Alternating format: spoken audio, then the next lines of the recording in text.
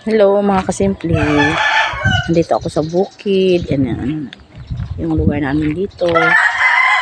Dito lang to sa Bulacan pero ano siya, malawak.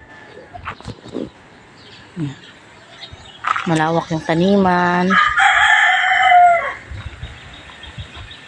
Nagtatanim yung may-ari ng bahay dito sa amin. Nagtatanim dun. Ayun o. Kita nyo yan mga kasimple. Yun yan lang.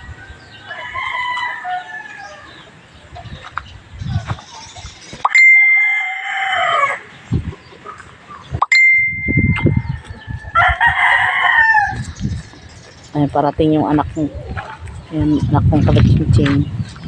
Mahiya na naman siya. Yan, mahiyain yan. Yan o. Tapos mayroon ditong mga kasimple. Mayroon ditong mga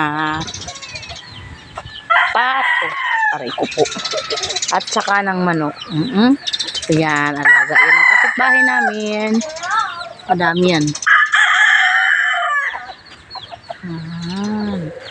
Tapos doon kami nakatira. Ayan. Ayan.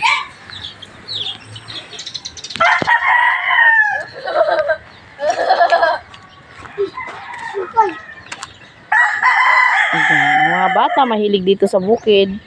Gusto nila maglaro dito kasi malawak ang kanilang palaruan. Oy, malaglag ka dyan! Tingnan mo lang yung anak ko. Nako, naglaro. Pag nalaglag siya dyan, ako po, lakda ka dyan. Uy, huwag yan. Masugat ka yan. Ayan. Yan yun. Maganda dito. Mahangin dito. Presko.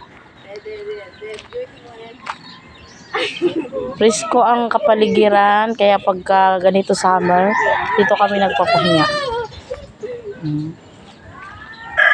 Kasimple, ha? Tapos yung mga kasimple, yung mga mangga dito si tatay. Yan, binibigyan kami dito.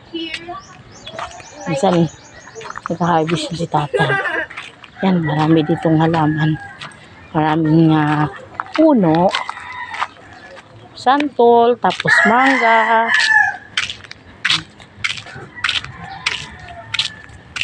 At dito rin yung kubo ni tatay. Ayan, dyan sila nagsisisyon. At marami din dito mga halaman. Halaman ni nanay.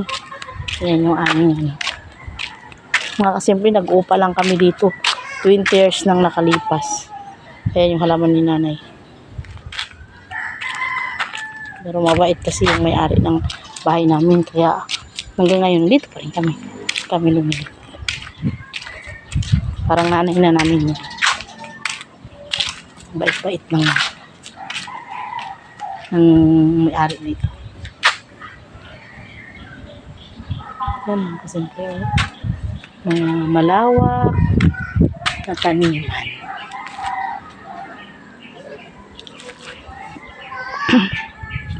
Ay, salamat sa please follow my page and my vlog.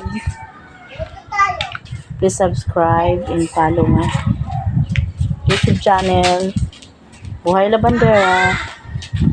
Salamat mga kasimple. Yung pera ko sa mga nilagay, yung wallet, gawin naman 60.